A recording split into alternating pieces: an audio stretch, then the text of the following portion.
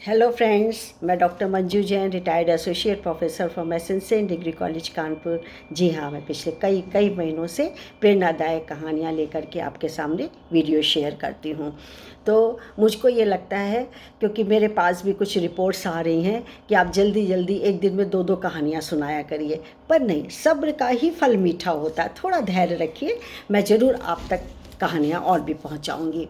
तो कहानी, जैसे कि हमारे और आपके बीच में कई बार ये वाली बात हो चुकी है कि कहानियाँ, ये छोटी छोटी कहानी, नन्ही मुन्नी सी कहानियाँ हमको बहुत बड़ी सीख दे जाती हैं, बहुत बड़े मस्तिष्क पे, हमारे मस्तिष्क पे बहुत बड़ा छाप छोड़ के चली जाती हैं और हमारे जीवन के लिए इतनी उपयोगी होती हैं कि कभी हम उससे निकलना भी नहीं चाहते हैं। और छोटे बच्चों को सुनाया जाए तो वो एक अनोखी दुनिया में, कल्पना की दुनिया में पहुंच जाते हैं, एक अनजान दुनिया में पहुंचते हैं, परीलोक पे पहुंच जाते हैं और फिर वहाँ से निकलने का नाम नहीं लेते। वो जल्दी से वहाँ से निकलना नहीं चाहते हैं। क्यों? क्योंकि उन्हें बहुत अच्छी, रोचक लगती है, मज़ेदार लगती है और वो भी ये समझते हैं, धीरे धीरे समझ जाते हैं कि हम लोगों को भी इसी तरीके से चलना चाहिए जैसे कि कहानियाँ हमारी प्रेरणा देती हैं। तो मैंने आपके लिए कहानी सोच के रखी हुई है, अपने जादुई पिटारे में से निकाली रख के रखी हुई है, जिसका शीर्षक है चालाकी का फल। तो वो तो चालाकी का फल आप जानते हैं, यदि चालाकी आप बुरे कामों में करते हैं तो वो अच्छी नहीं मानी जाती है और बुरे कामों में अच्छी नहीं मानी जाती। वही चालाकी आप कुछ क्रिएटिव वर्क करें, क्रिएशंस करें, कुछ अच्छी उसके रिजल्ट्स आएँ, तो यही चालाकी जो कि है अच्छाई मानी जाती है, वो उसका सकारात्मक फेस माना जाता है। तो क्या हुआ कि एक गांव में एक बुढ़िया रहती थी। बुढ़िया भी क्या, मतलब ओवर राइप ही हो रही थी एक तरीके से, 90-92 साल की थी, झुक करके चलती थी, आँखों से बहुत ही कम उसको दिखाई देता था। अब क्या है, लेकिन रोजगार के लिए उसने वो मुर्गियाँ पाल रखी थी और अंडे देती थी, अंडे को बेचती थी और कर देती थी। शुरू से उसके पास थी, 2 की 4, 4 की 8, ऐसे करते करते 100 मुर्गियाँ उसके पास हो गई।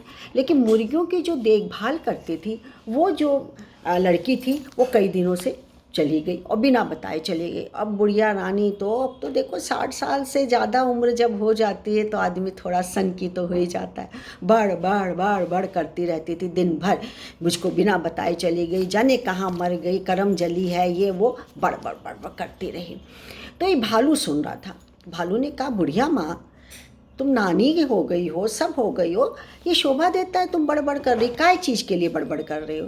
बोली, तुम्हें पता नहीं है मेरी मुर्गियाँ जो कि है चरने से रह गई हैं, वो क्या करेंगी? वो तो लड़की जो उसको देखती थी वो भी छोड़ के बिना बताए चली गई। बहुत, मैं उससे बहुत गुस्सा आ रहा है उसके ऊपर।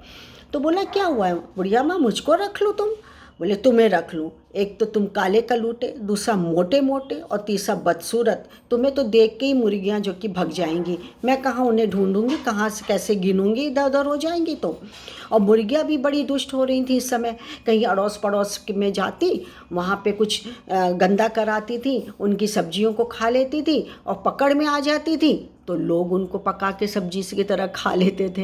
बुढ़िया बड़ी परेशान होती थी, क्योंकि कभी 2 मुर्गियाँ गायब हो गई, कभी कुछ हो गया, मतलब उसको लगता था कि कुछ गायब हो रहा है। तो इस तरीके से पड़ोसी से भी अनबन हो गई और जो पड़ोसियाँ मुर्गी पकड़ करके उनके घर में जो नुकसान करने जाती थी, पकड़ती थी, वो सब्जी और वो करके खा करके मस्त हो जाते थे। खैर, भालू से निपटारा हुआ, आगे बढ़ी कि चलो देखूं, मुर्गी की देखभाल करूं।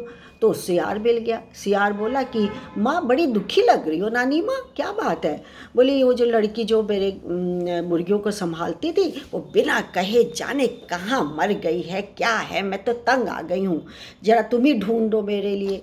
बोले, मैं कहाँ ढूंढूँ नानी माँ, ऐसा करो मुझको रख लो। बोले, अच्छा तुम्हें रख लूँ? तुम तो एक तो वैसी धूर्त हो, बिल्कुल एक नंबर के धूर्त हो, ऊपर से वहाँ वहाँ गंदी आवाज़ है तुम्हारी, गंदा आवाज़ से मेरी मुर्गियाँ डर नहीं जाएंगी, मैं तो तुमको नहीं रखती हूँ। तो बोला, अच्छा तो ठीक है, चलो मैं तुमको एक रास्ता बताता हूँ, एक लड़की को बताता हूँ। बोले, हाँ हाँ चलो चलो, ये बात सही है। सो वो चल दिया उसके साथ, बूढ़ा माँ के साथ। बूढ़ा माँ के साथ गया तो देखा आगे दूर जा करके एक पूसी बिल्ली मिली उसे। तो बोली देखो ये इसको रख लो। तो बोली तुमने तो लड़की के लिए कहा था। बोली हाँ, इसी पूसी बिल्ली को कहा था मैंने, ये बहुत मेहनत से काम करती है और तुम्हारी देखभाल करेगी, और ये पढ़ी लिखी भी है, इसको 100 तक गिनती भी आती है। जैसा कि तुमने नानी माँ कहा था कि ऐसे बंदा मुझको चुनना जिसको कि 100 तक गिनती भी आती हो, दिखाई देता हो, मेहनत से काम करे। तो इसमें ये तीनों गुण हैं। ये पढ़ी लिखी भी है, 100 तक क्या 150 तक इसको गिनती आती है, और ये बहुत मेहनती है, काम करेगी। सो पूसी बिल्ली को उसने रख लिया मुर्गियों की देखभाल के लिए। अब इधर क्या है, पूसी बिल्ली के तो मज़े ही मज़े हो गए। चराने जाती, झट 2 मुर्गियाँ चट कर जाती है ना। लेकिन उसको तो 100 में से 2 कम हो जाती थी, तो इतना पता नहीं लगता था, क्योंकि वो देख ही नहीं पाती थी, आँखों से देख ही नहीं पाती थी, और गिनती भी उसको ठीक से नहीं आती थी। इस तरह करते करते पूसी बिल्ली के तो मज़े आ गए। ऊंची पहाड़ी में जाती चराने के लिए मुर्गियों को, और उसके बाद फिर क्या है, 2-4 मुर्गियों को खा लेती और फिर नीचे आ जाती। ऐसे करते करते करते कुछ ऐसा लगा बुढ़िया को कि जितनी मुर्गियाँ जगह घेरती हैं या दाना खाती हैं या फड़फड़ करती हैं, कुकड़ू को बोलती हैं, वो आवाज़ उतनी नहीं आ रही है, कम आ रही है, क्या बात है। तो वो पूसी बिल्ली से पूछ बैठी कि पूसी बिल्ली, मैं देखती हूँ मेरी बिल्लियाँ कुछ मेरी ये क्या मुर्गियाँ कुछ कम हो रही हैं क्या? कैसी बात कर रही हो? बोले नहीं, आज तो कुछ कम दिख रही हैं। बोले अरे वो पहाड़ी पे हैं, पहाड़ी पे चल रही हैं, इतनी शरारती तुम्हारी बिल्लियाँ कि मैं ही हूँ जो उसको पाल रही हूँ, रख रखाव कर रही हूँ, कोई होता तो अब तक भाग जाता, तो वहीं शरारती मुर्गियाँ पहाड़ी पर हैं। तो उसने कह दिया। तो बुढ़िया बेचारी ठक ठक लाठी की ठक ठक करते करते पहाड़ी तक पहुंची। देखा चारों तरफ पंख फैले हुए हैं, हड्डियां पड़ी हुई हैं, किसी की मुंडी पड़ी है।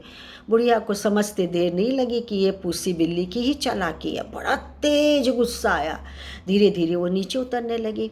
इतने में पूसी बिल्ली ने सोचा कि बुढ़िया ऊपर गई है, या तो ऊपर नहीं पहुंच पाएगी, बुढ़िया है एकदम, और या नहीं तो गई होगी तो अभी ना आने वाली है वो नीचे घंटा भर से। तब तक मैं बची हुई मुर्गियों का नाश्ता कर लेती हूँ, भूख बचेगी तो लंच भी कर लेती हूँ। सोच करके उसने मुर्गियों को मार के खा ही रही थी, देखा बुढ़िया आ गई। तो बोली अरे तुम बड़ी जल्दी आ गई बुढ़िया माई, मिली नहीं तुम्हें मुर्गियाँ? बोली अभी मैं बताती हूँ तुम्हें, अभी बताती हूँ तुम्हें। और पास में कोयले की एकदम बड़ी सी टोकरी रखी थी, उसने उसके देख के सर पे मारा। देखे तो पूसी बिल्ली तो सफ़ेद रंग की बड़ी खूबसूरत थी, वो एकदम काले रंग की बदसूरत हो गई, और चोटिली हो गई, सो अलग चोट उसको लग गई, जगह जगह खरोंच लग गई, यानी कि पूरी तरीके से घायल भी हो गई, और उसके रंग भी काला हो गया।